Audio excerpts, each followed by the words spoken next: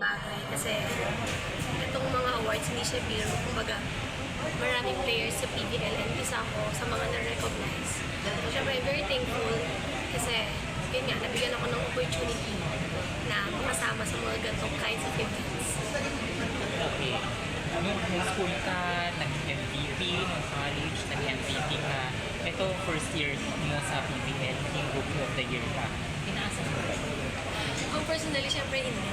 Kasi since yung mga nakasabay ko sa drafting, baga, kasabay ko this season, magagaling talaga. So parang lahat, competitive and qualified talaga na maging Rookie of the Year. So yun, very unexpected.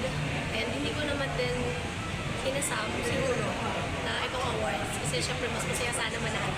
No. Ayun. Second to pick up Yeah. in Capital One. So, meron ba kayong specific player na hinahanap? Or position? Siguro kung sino yung makakatulong sa team.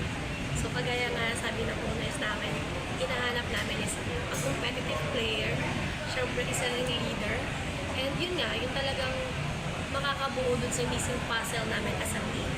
Ayun. So, mga hinahanap na missing puzzle sa team. Yeah.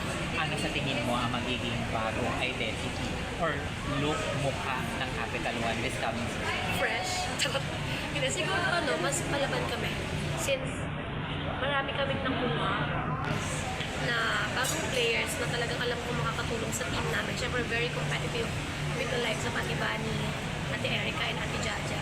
So, alam ko malaking bagay sila for the team. And I'm very excited kung ano yung pwede nilang madala sa Capital One.